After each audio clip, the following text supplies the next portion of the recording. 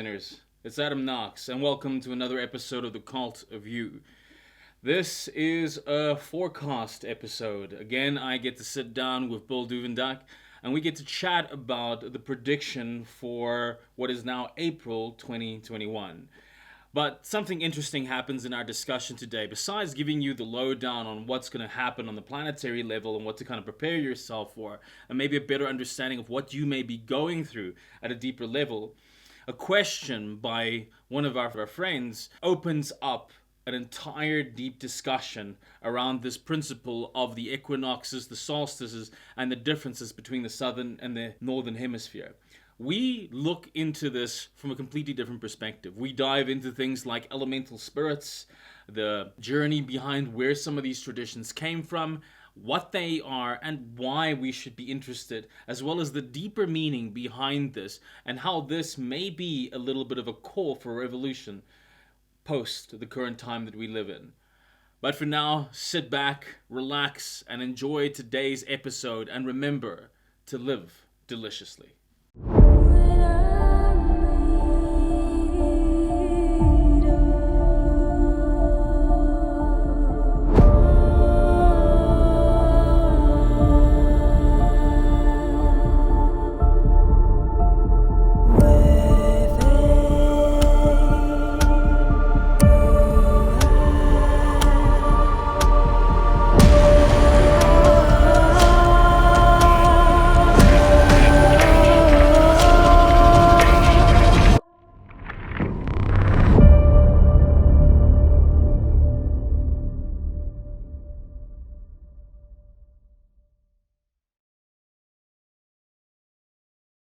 Bill, it's so good to have you back for another episode. How have you been doing, sir? I've been doing good. How about you? How you doing? It looks like you're keeping busy. Definitely. Things have been productive. I've taken our advice seriously. And I think one of the things we ended off with last month is how we were getting to the space of where action is now necessary. We've moved into Aries, and we're kind of, again, like if you're, depending on what hemisphere you're in, it's either an internal working that you're kind of getting through a lot of things, you're getting that planning, you've taken your feedback, or you're more in the northern hemisphere and you're more time to launch that project or get that outside steps going. So for myself, I've been going through a lot of like really great internal organizational shifts. And things have come into a nice alignment. So it's actually, the growth strategy has been quite good. Nice. Yes. Yeah, so I'm very excited to see what April's got in store for us in terms of that. Would you mind kind of giving us that hello intro to the month of April? Sure. And this is an interesting month because we had the full moon on Sunday, just a few days ago. And the theme of that full moon was wounds being exposed. Wounds of a heart nature, wounds of a love nature, wounds of a self-worth or a sense of being are all triggered by personal relationships at that time. So that sets the tone for what looks like it could be a very dramatic April, but that's not necessarily true because as the month moves on, a lot of that quiets down and April ends on a nice, smooth, positive note. So if anybody is having a rough beginning to April, don't sweat it. Don't even worry about it. It'll work itself out by the end of the month. So what is happening at a planetary kind of level that kind of gets us there? What are some of the shifts that we're seeing or some of the changes that we're looking at? April started off with a Venus Chiron Sun conjunction with the full moon on March 28th. So it starts off with a lot of Aries energy, and specifically the interplay between Aries and Libra. Now, what that means is the interplay between the self versus the relationship of the self with the other. Okay. All right. So on that point, it is all about getting your footing under you for the next stage of the year.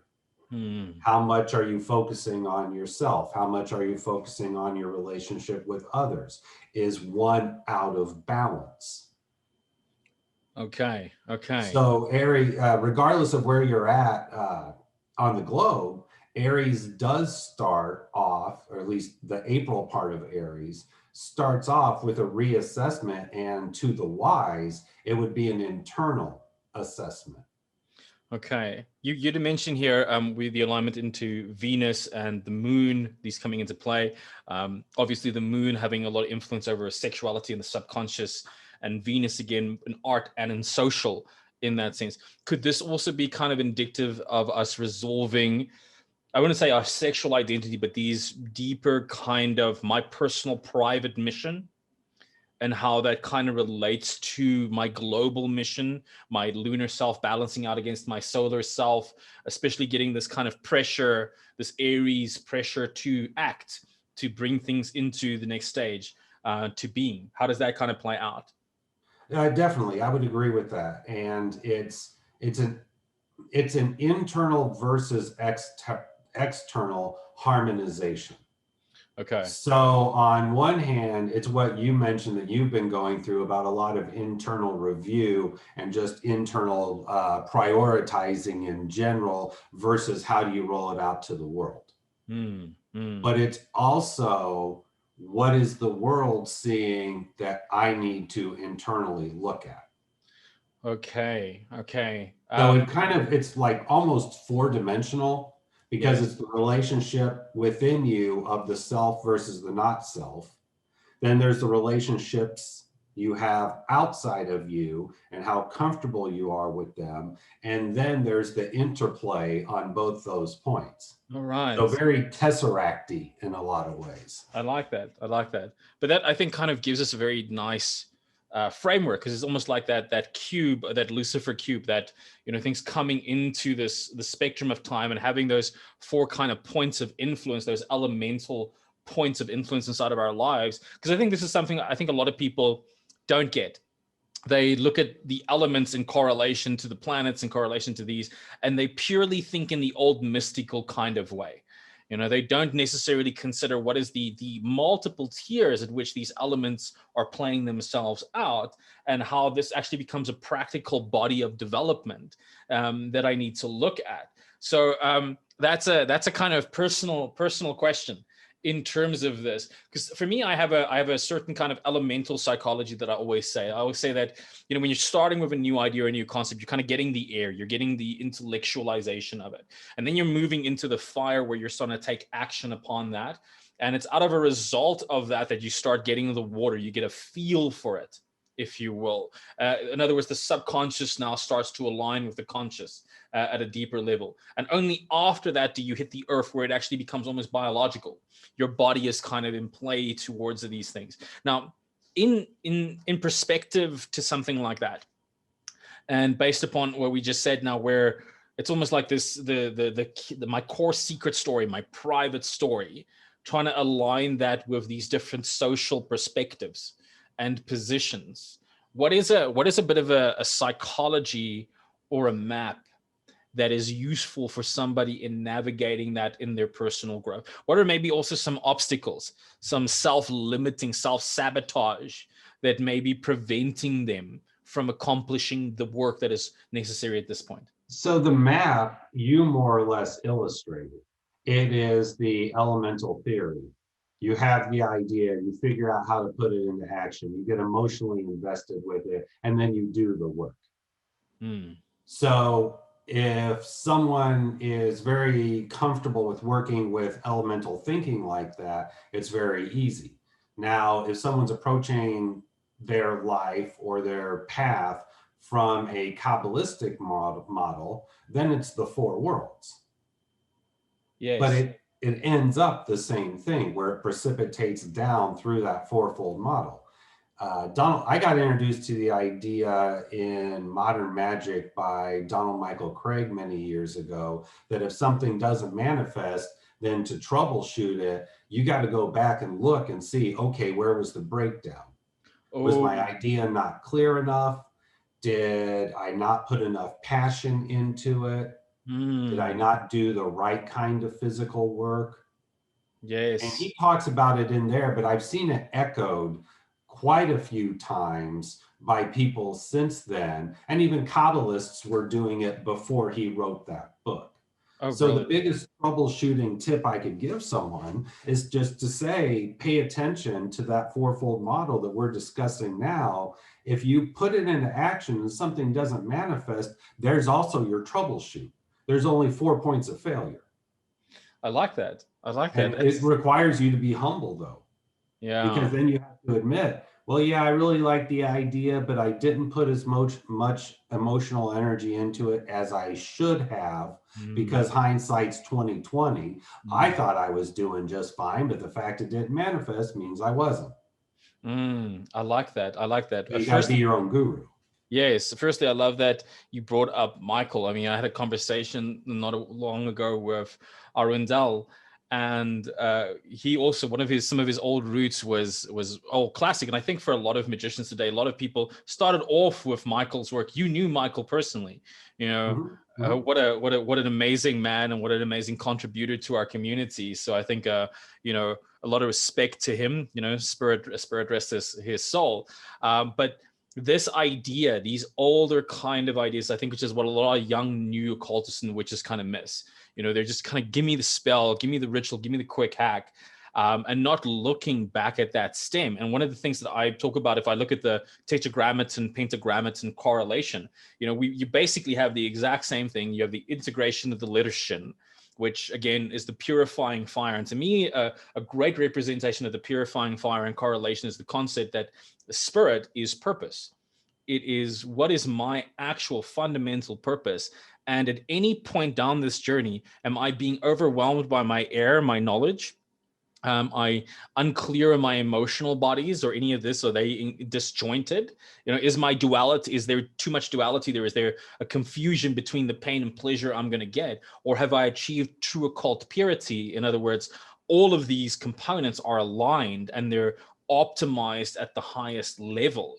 So, you know, within that kind of idea, what are some of the catches that might, because the month sounds pretty good and like awkwardly good. Like it sounds like, you know, it's fine, it's all going to work out. But for me to be most aligned and almost take further advantage to get ahead of just the natural alignment and the energies that are coming to place, based on the elements related to that and these planets coming in for the rest of the month, what are some things, some hidden negatives or hidden components that I haven't thought about that I should maybe be proactive about and use this opportunity to deal with before they become an issue for me further down the road? Well, the early part of April starts off with a lot of Aries activity and then Gemini and Aquarius. So remember basic chemistry, air feeds fire. Yes. So on one hand, one of the challenges that comes with this is it's like a flash fire. Something crops up immediately. If you miss the opportunity, you're not getting a second chance. Yes. So you got to be sharp to know when to grab the opportunity when it comes up. So that's problem number one, is you may look at something and it's an opportunity and you're like, well, I'm not sure. About the time you finish that thought, you've missed the opportunity. So you really do have to grab it when it comes up. But that's another negative of that, though, is that it might not be self-sustaining or long-lasting. It might be an opportunity for quick cash in the pocket, not a salary raise. Okay. All right. All right. So people that like deferred or that like deferred gratification or deferred results on down the road, this is not a real good time for them. Okay. Okay. That's interesting. I've recently gotten a contract that says the exact same thing. So those energies seems to be jumping up nice and early for me. Yeah, but people that want to see immediate results for their work, this is a great time for them. Even if it doesn't last long, it's great for an ego stroke. Okay. Okay. You know, hey, this opportunity came up. I jumped all over it, and I have something to show for it. It might not be an opportunity for next month, but we'll worry about next month. Okay. But there's also like I think a kind of calling in that sense, because there's the Aries energy, but then you mentioned there's that Gemini to Aquarius, which again, like if I'm not aligned with my purpose, I could kind of go inwards. I could kind of like not. I could procrastinate. That is a possibility. Oh So yeah, totally. You could easily get lost in all of the air out there now. Mars, Jupiter, and Saturn are all in air signs right now. And that's basically half of your planets. And then the moon is in an air sign every few days. oh wow. So you're looking at almost more air than fire. Okay. But because the major movers and shakers are fire, it Yes. kind of mitigates any kind of loss. So So can yeah, this you could get lost in your own mind, procrastinating or sitting on the couch and daydreaming. But luckily, the fire says, "Well, yeah, you can do that, but you're gonna miss a lot of opportunities that come your way. So I hope you don't believe in being resentful." Okay, so this is also probably not the best time to be too overtly emotional, because we've got all that air and all that fire coming in, which is less about kind of like being in the body and being soft and more kind of like being in the mind and being proactively taking action. So it may also be possible for somebody to speak harshly without necessarily, considering the other person's feeling. But this is also, I think, something beautiful because you raised this in the beginning, is that 4-point perspective, that I need to kind of just also, when I am doing this, maybe do consider, like, focus on the short term, focus on what needs to get done now and what's going to yield you the returns, but just be cognizant of those 4 points. What's the effect of the communication on other people, and what is that long-term result going to be for where you're heading? Is that right? Yeah, yeah, I completely agree. And you do bring up another negative point of right now is that because of that Aries energy and the air that feeds it, it is way too easy right now for people to open mouth and insert foot Hmm. or speak without thinking and then realize you can't undo the damage. Yes. See, that's the key is you can't take those words back when they're out. At other times of the year, it's not as bad as it is now if you do that. Mm.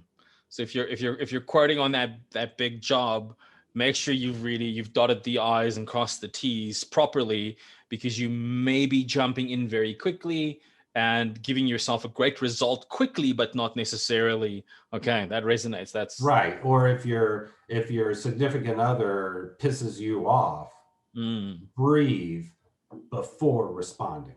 yes, because the temptation to respond is now stronger than ever, as Exactly. as well as And the that temptation. I think subconscious you're is a right. little bit closer to the surface, right?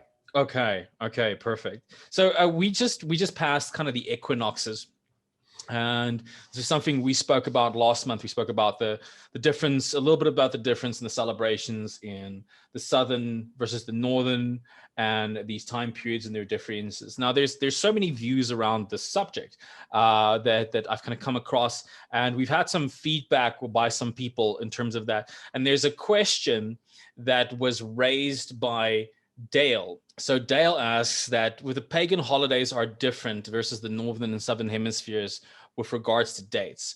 For example, the northern hemisphere Yule is around December, and in the southern hemisphere it is not. It's about May around here. But to his understanding, Yule is the name to the dates we gave to the time when the sun enters 0, 1 degrees of Capricorn. Now, whether we're in the north hemisphere or the southern hemisphere, the sun will be at 0 to 1 degrees Capricorn, regardless of the season.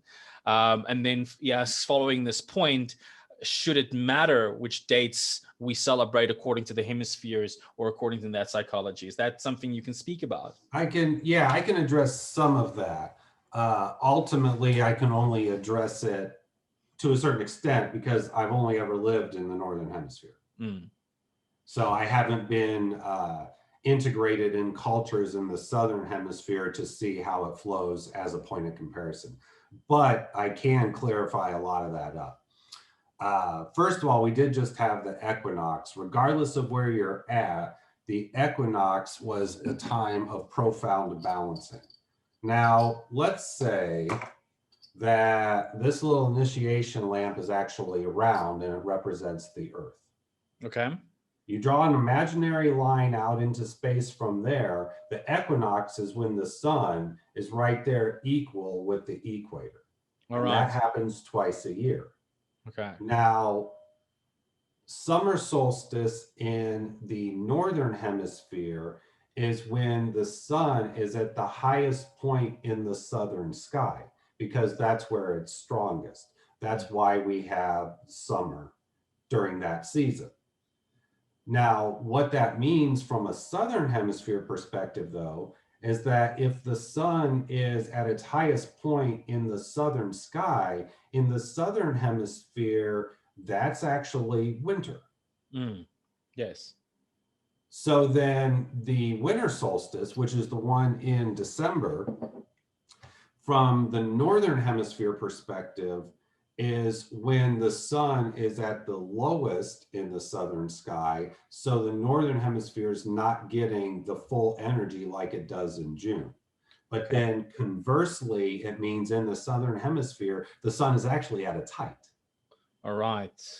Okay. That's the science behind how all of that works. Now, his question about, or his point about 0 degrees Capricorn is going to be in December, regardless of whether or not there's a solstice attached to it. I agree with him. And that is actually, this is one I can only partially answer because I have been trying to figure that out in my own mind to keep it straight. Mm. On winter solstice or on the December solstice, the sun is at the lowest point in the sky from the northern hemisphere. That's why it's winter.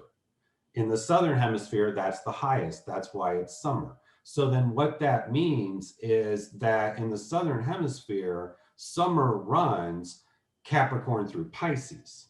Okay. Yes. Whereas in the northern hemisphere, it's Cancer through the end of Virgo. So the festivals, you can still celebrate them regardless of the hemisphere. You can still celebrate them as you always have. But it's necessary to understand this difference because if you're reading a book and it says, well, the reason that winter aligns with Capricorn is X, Y, and Z, and you live in the southern hemisphere, no, no, no, no, no. That Capricorn energy corresponds to summer.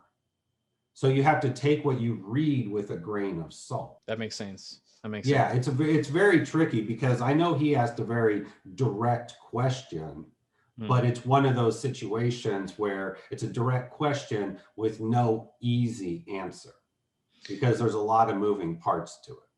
Isn't there also the case historically where when a lot of these initial kind of festivals were very much defined, they were defined in that kind of northern, based traditions. So this is where, some comments have also been kind of raised around, that's just kind of like at that point where those astrological maps and those equinox maps were being created or being published, that was the time and the location in which, so obviously they weren't taking into consideration the other portions of it.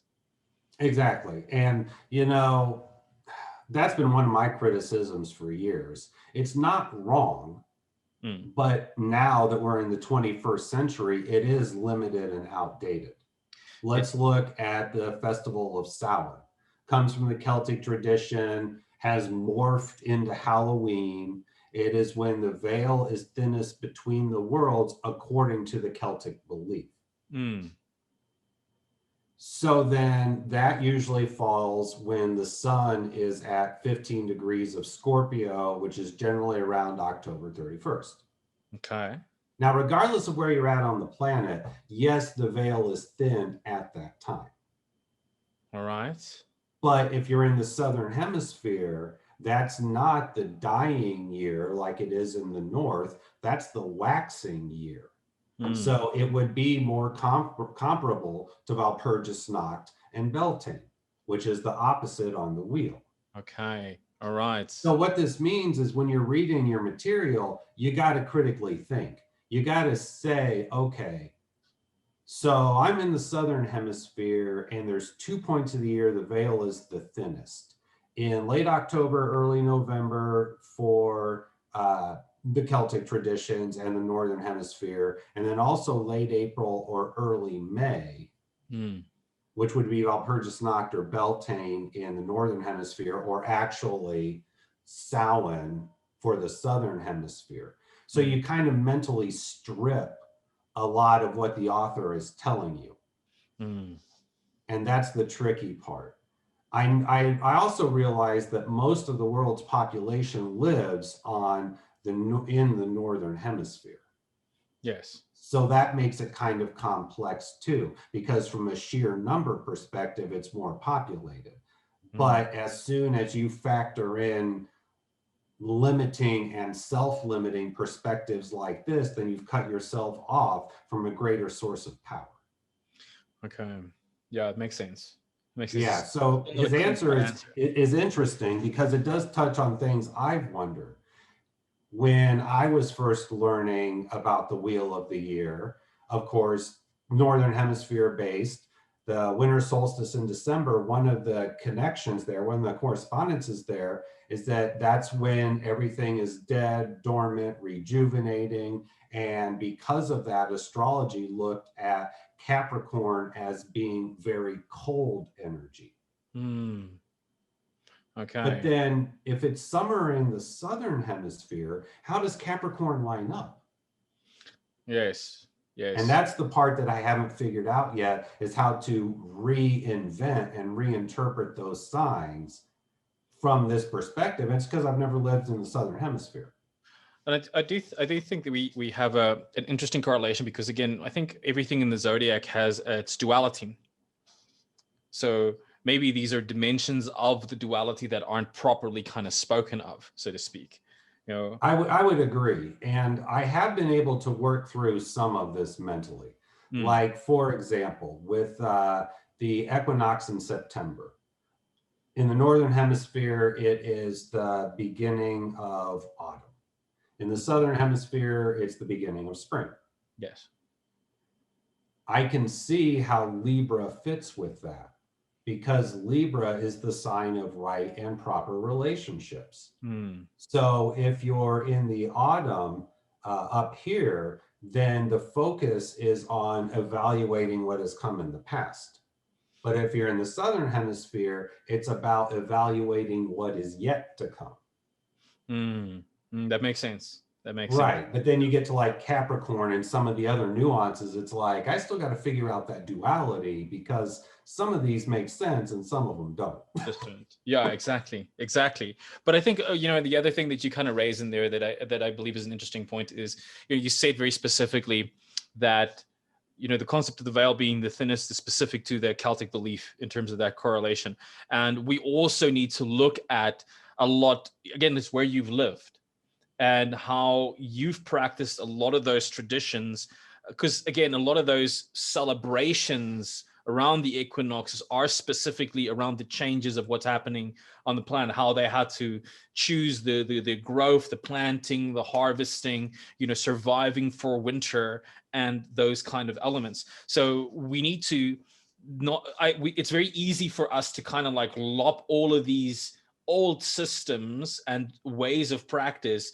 into one clean cut correspondence system, but like old biblical text, it's never actually as clean cut as we pretend.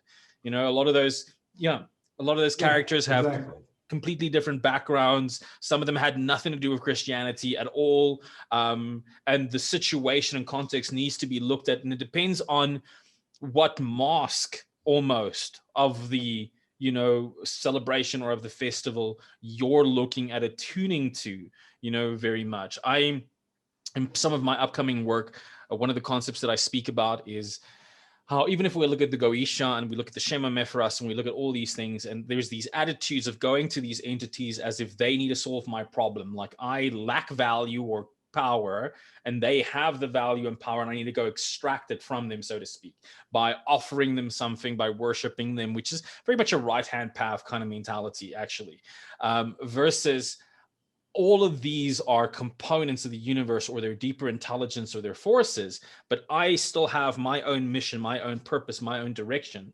And I need to almost align those workings, those choices with where I am heading. I need to know where I'm going, not look at the spirit purely for making the decisions for me, so to speak. I can go for Right. wisdom, I can go for guidance, but I mean, at the end of the day, each and every one of us is responsible for our own destiny. And to simply say I leave it to the spirits or I leave it to the planets is it's a cop out. Mm-hmm. Mm-hmm. And I think the same kind of decision needs to be made when you're looking at the celebration of the equinoxes or any of the festival days.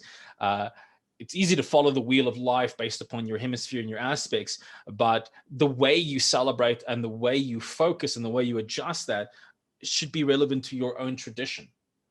I And completely agree. And yeah. that eight spoke wheel is a very elegant model Hmm. because it takes into account equinoxes, solstices. Those are your 4 points. And then the other celebrations are at, if you do it astrologically, they're at 15 degrees of the fixed signs. So it gives you an eight spoke model. Now, the reason I think it's elegant is because anybody on the planet can take that eight spoke model and say, well, if it's spring in the northern hemisphere, it's autumn down here. Let's look into our local culture and see how rites of autumn have been celebrated. And let's base our spiritual growth on what's around us. Land Mm. spirits and local spirits are so flippin' powerful. And a lot of times in the Western esoteric tradition, that gets lost on people. Yes. They Yes. think, well, I'm just going to block out the here and now and go to fantasy land and where everything's all nice and shiny. They're neglecting the local house spirits. I lost this earring a couple of weeks ago, and I made an offering to the house spirits when we couldn't find it, to the house fairies. And Mm. sure enough, I found it outside on a sidewalk about a week later. Oh, wow. Okay. So I gave them the second half of the offering afterwards, Hmm. but it was my first time working with land spirits being here in Poland. I didn't even That's know if it was going to work that's because cool. I'm familiar with their folklore, but it's Yeah. different than it is in the US.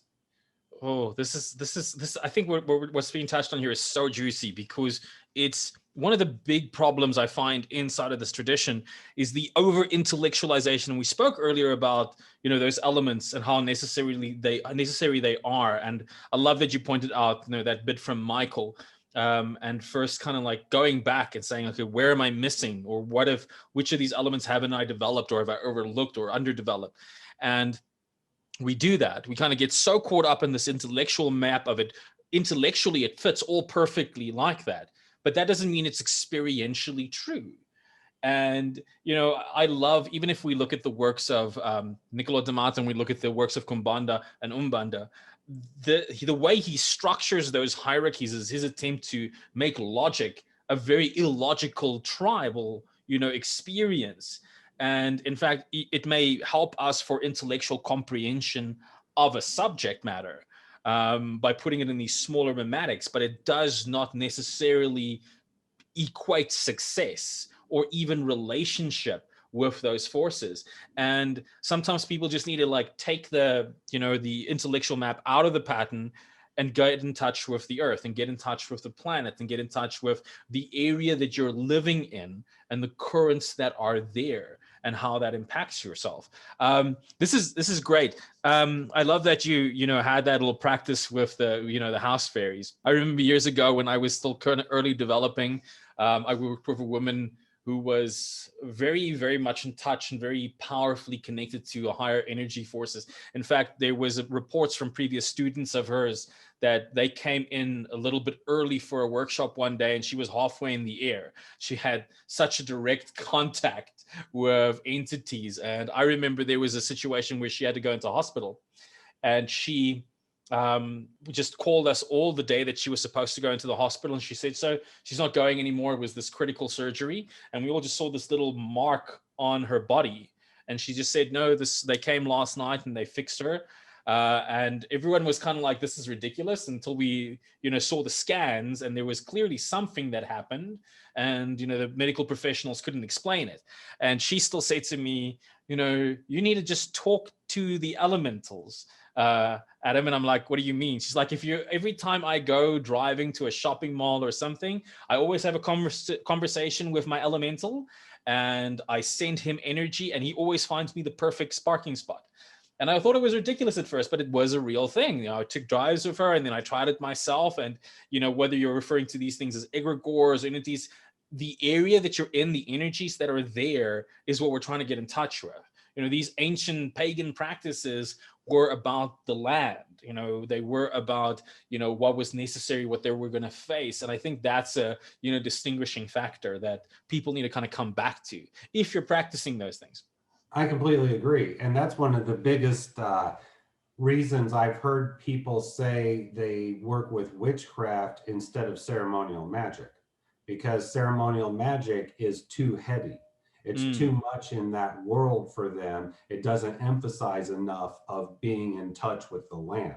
So mm, they would rather not deal with all the complex psychological side of ceremonial magic. They'd rather do work where they're working with herbs they can grow in their garden or the local land spirits. And mm. ceremonial magic does not have that connection. There's a missing link there. Uh, Yes. That Now, I've practical often magic. wondered if that link was ever there at all and Mm, it just got lost through time, or if this is a real bridge building opportunity. But regardless, there has been a trend, as we can see with the rise in people uh, working with witchcraft over the last 10 to 20 years. There is a desire for people to want to get invested and integrated with their local area, sacrificing complex and deeper mysteries to do so. mm, And I don't think that's bad. I think that's great, mm.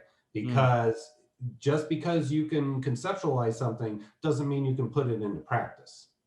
It's true. It's true. And I also think there's a very kind of obvious relationship here. It's kind of like a when people are trying to resolve the Western elements and the Eastern elements, you know, and how they correlate. And I mean, the first obvious one is that the Eastern elements aren't considered elements in the same sense. They're more like processes, I think would be a better translation of them.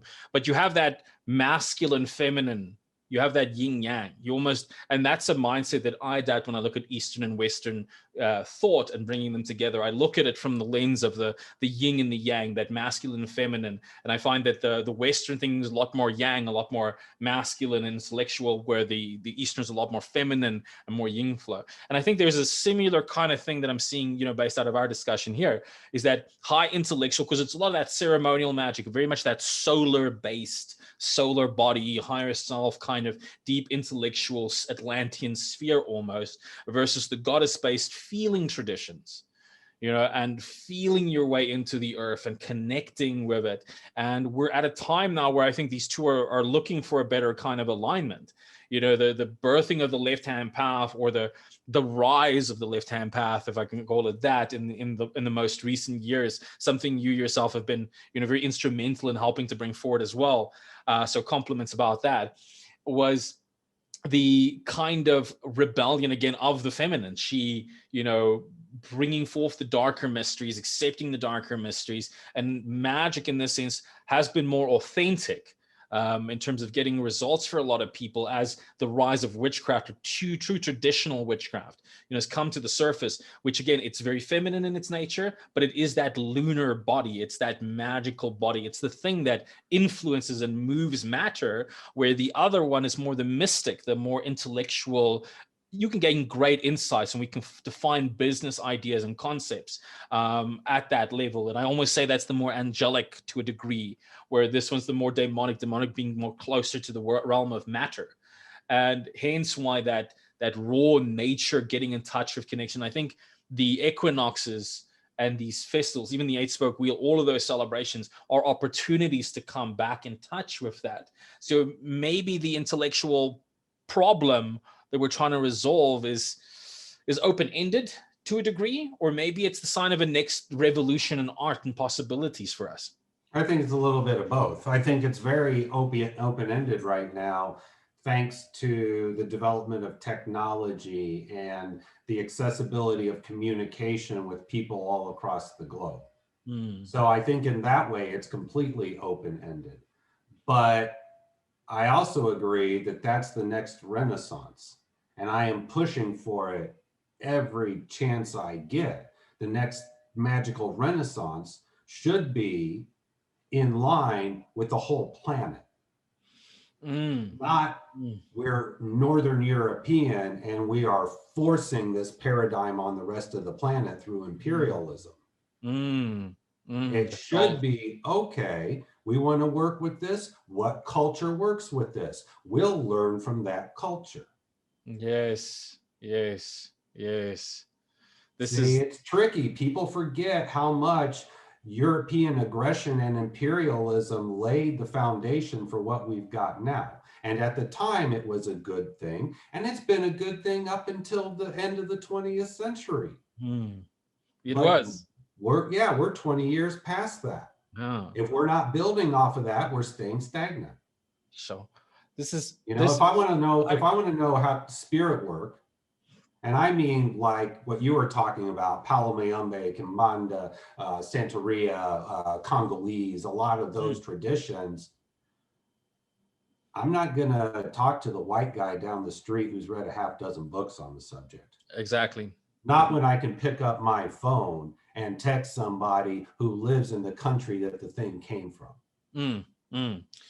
Has that tradition, that way of thinking, that energy.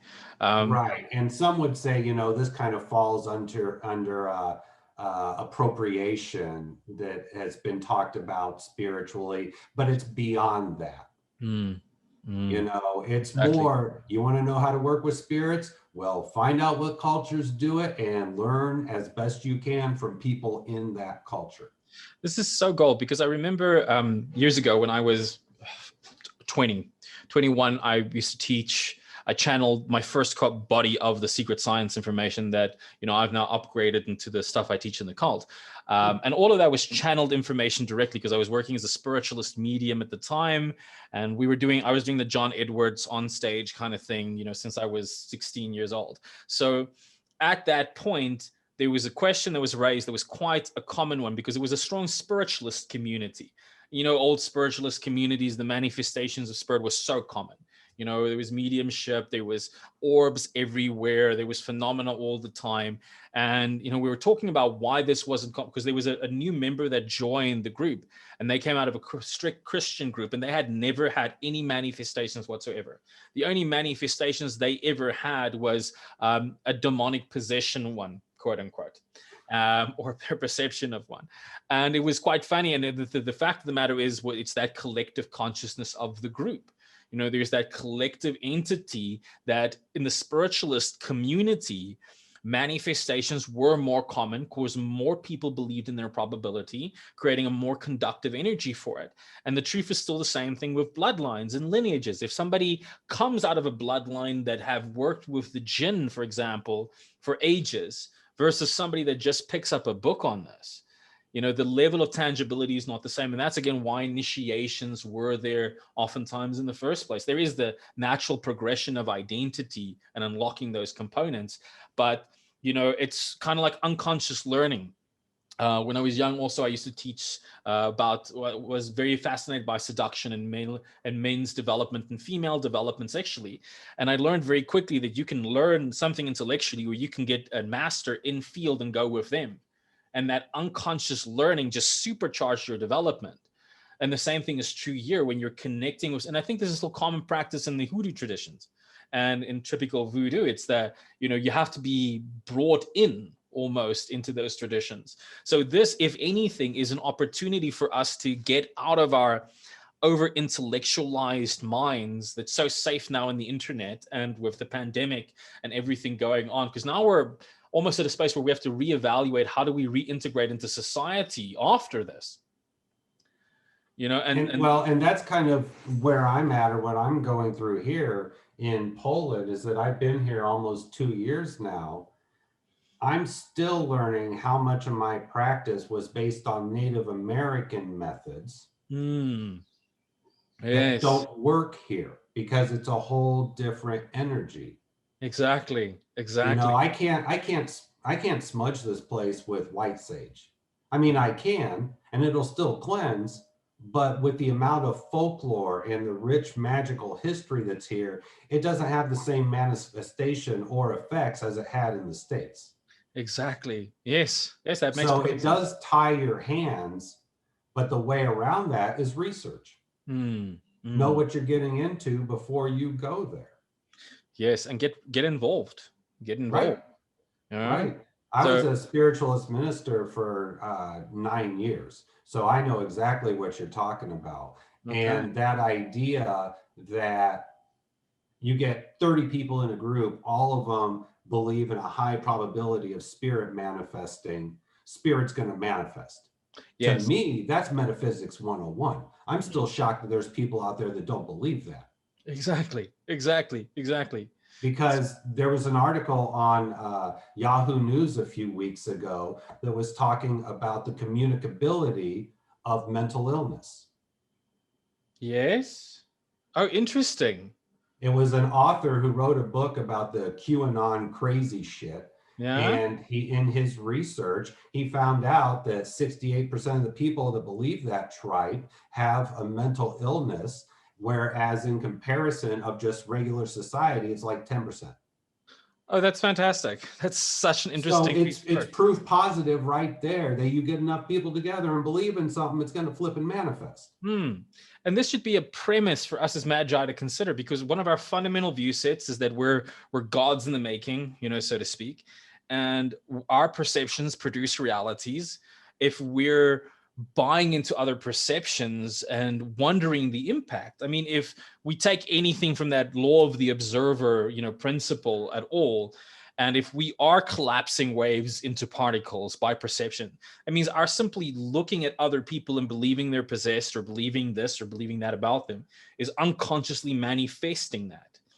And we're unconsciously cursing, we're unconsciously healing. And whether you have a model of reality that says none of these things exist or all of these things exist, you're technically right, because you're going to produce that with enough commitment that takes you beyond the normal neocortical processes and starts triggering that cerebral response that is in charge of your reality. I like how the Ramtha and the Ramtha school calls it, they call it the God of the body. The Okay. cerebellum is the God within. And the second it accepts an instruction, that's the thing that's holding your current reality in place. It's how do we speak to the God within? And it doesn't have personality. It doesn't follow those rules that we've given it unless we give it those rules again. And I think also like why many traditions, you have your symbol of your higher self. It's your Jesus, or it's your Lucifer, or it's your Odin, or whoever, and that thing determines how this probability materializes and the way it relates to you.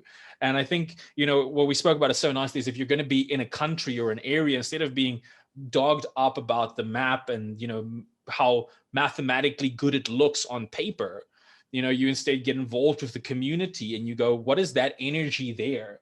I'm never going to build a relationship with a lover if I'm just projecting myself on them. I'm going to get 6 months or 8 months of success, and then the chemistry is going to wear off, and then the real person is going to show up.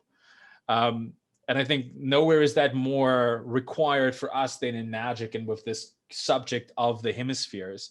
Then get out of your own head and go and test, and unlock the real raw power of that, and give up your bias and be willing to take up someone else's perspective for a little bit. Still pick your own path. Again, like we said in the beginning, like you're the one steering the ship, and you need to go where your purpose is, and not just adjust to everybody, because then you have no magical circle, you have no self boundary.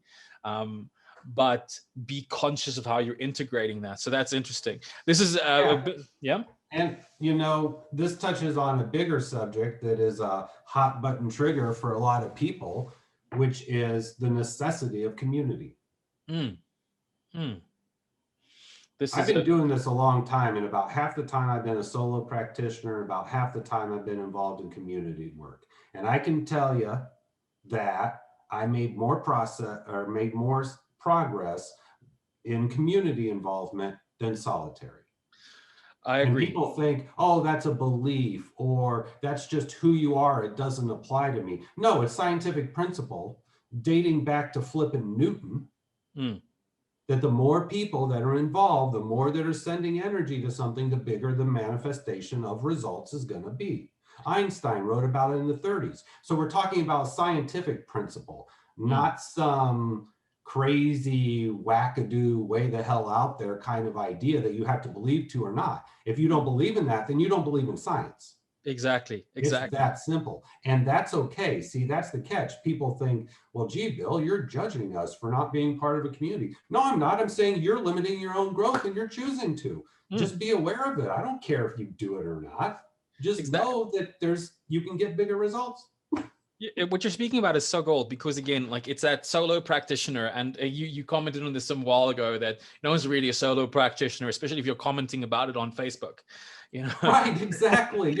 You might not recognize you're part of a community, but guess what, Junior? You are. yeah, exactly, exactly. Just call it what it is. It's simple facts.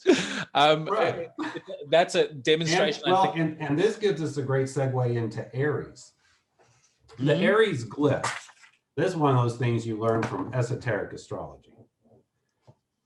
The Aries glyph, you've Yeah. got the 2 points, they feed down into one. And Mm. usually that is discussed in context of the constellation and how it looks in the sky. Mm. But esoterically, one's a female point, one's a masculine point, and by working with Aries energy, you're bringing them into a singular state of consciousness. Oh, brilliant.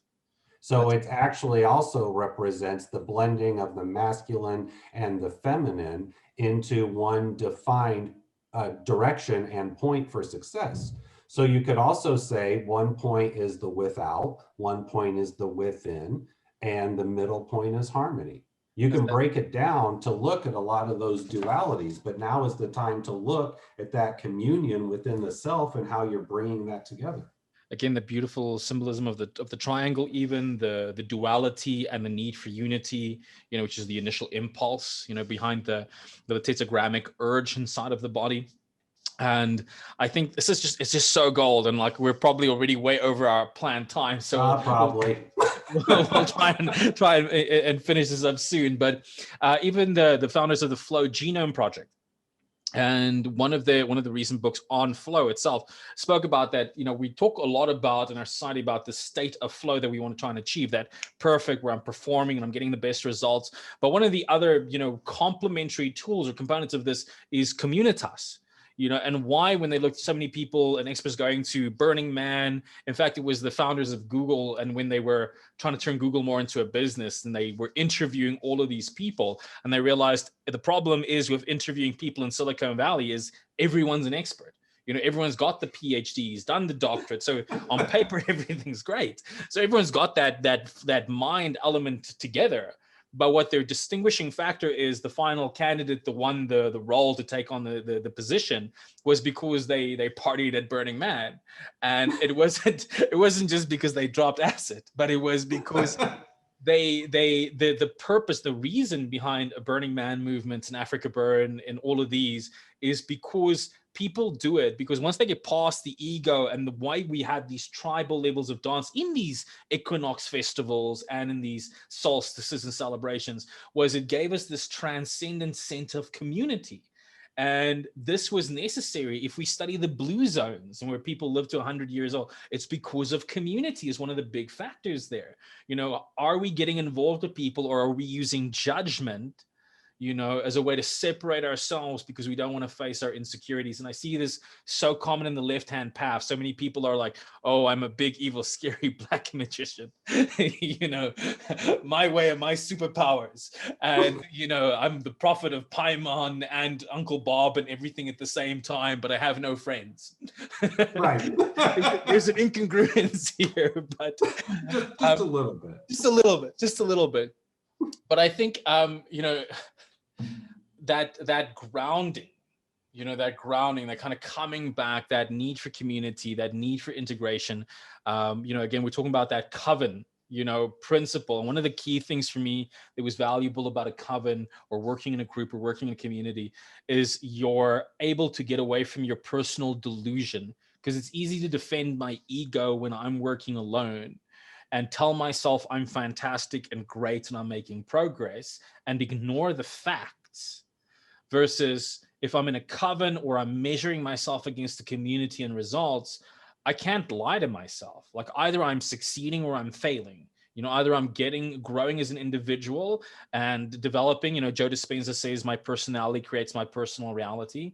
So either my inner work and my stuff is creating changes there and I'm inviting people in, or I'm not. And, people, I think when they're measuring their spiritual teachers and their guides and stuff like that, this is something to consider. It is, can this person function in society, even because many of us, I think, are weird. We were the weird ones, the different ones, the outcasts, the free thinkers, but we're still able to function in both worlds. And that's the mark of interdependence of a mature spiritual individual. They can do both, they can be both. Exactly. Yeah, And I'll work with a community as much as I'll work alone. exactly. But it's taken me 30 plus years to get there. Yeah, yes. It's not been a simple journey. No. But there's a lot. But for anyone that wants more about that, there's courses on the Cult of You, there's courses on Bull's site, that takes all of this into consideration. So do the work, do the necessary work. It's not an overnight thing. There is no one spell that fixes everything. No, but I wish there was. Exactly. It would have been fantastic. Bull, we got to wrap up. I think, is there anything else that we should be aware of for the month ahead of us, before we close up our chat today? Not too terribly much. Walpurgis Nacht is usually on the 30th in the Northern Hemisphere. And that sets the stage for Beltane. So if you use the calendar dates, prepare for Walpurgis Nacht. Okay. But of course, if you're in the Southern Hemisphere, this is more like your prime time, because this is the equivalent of what would be Samhain. Okay. So regardless of where you're at, that veil is thinning, and it's going to be at its thinnest point, one of two thinnest points, about the end of this month. So watch for increased spirit contact, plan your ancestor worship or honorings accordingly, and just be prepared for things to be active. Brilliant. I'll before I open up another can for us to discuss, I'll save those for our next sessions.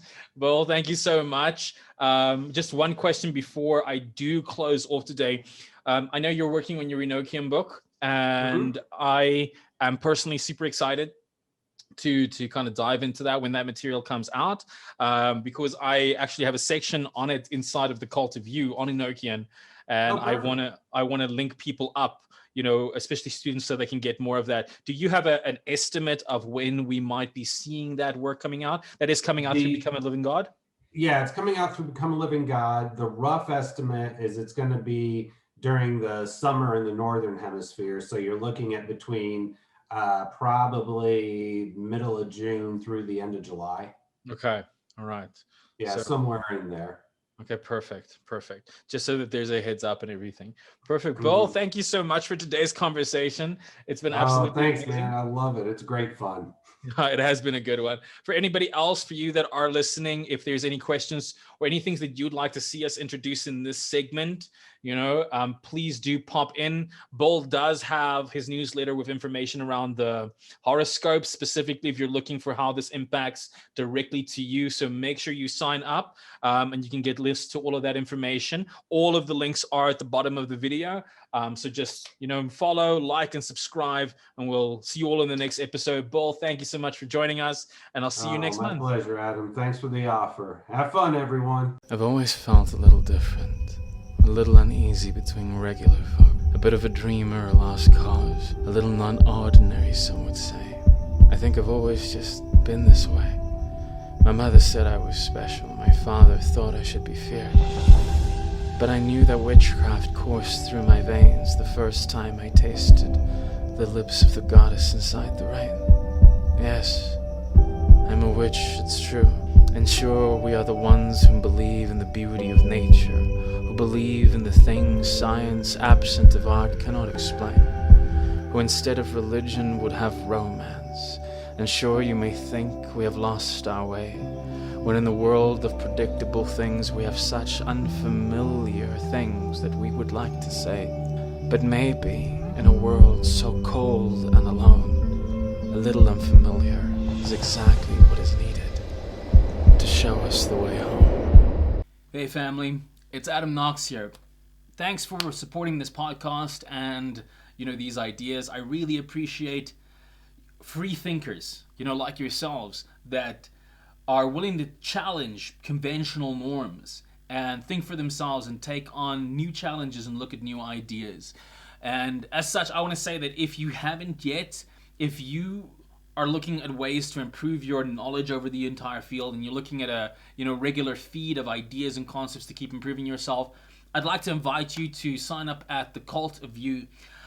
All my teachings and all my ideas are there for only $19 a month, and every month I bring you a completely new section of some of the most cutting ideas, and I'm constantly adding to that. So I'm constantly reviewing and adding more knowledge as I gain them, and you'll see a lot of the interviews and a lot of things that I do extend on some of the subjects that I cover inside of those areas. I do take quite a bit of effort to make sure that the filming is also quite good, and to give you not just a demonstration of rituals, but also talk you through the psychology behind them so that you're empowered to do them. And I cover every subject under the sun, from science to art to magic to all the different systems out there, from the Golden Dawn to the Western traditions to the left-hand path traditions.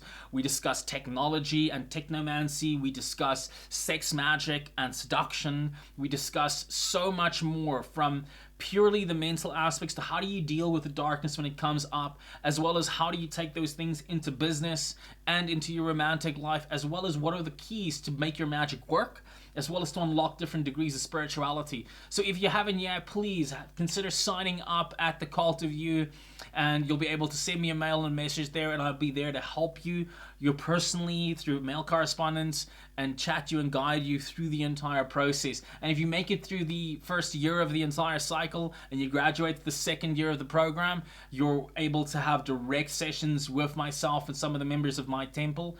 And I look forward to helping you whether you go that route or not. Please keep enjoying these podcasts. Please share them with people that you think they're going to find value in them. Like and subscribe to the show. And please send me your messages to info@thecultofyou. I would love to hear what are things that are important to you. What are ideas and concepts that this raised? Maybe this inspired you. Maybe this made sense to you. Maybe this opened up something. I'd love to hear that. Please talk to me and please share with me. Write in the comments and give me your ideas and concepts. If you're watching this on the YouTube channel, if you're only watching this on the YouTube channel, please head on over to Spotify and do subscribe. And if you're listening to this on Spotify, go check us out on YouTube. But please share these ideas and these concepts, and let's have a conversation. I'd love to hear from you. That's it for me. I'm Adam Knox. This is the Cult of You, and remember, live deliciously.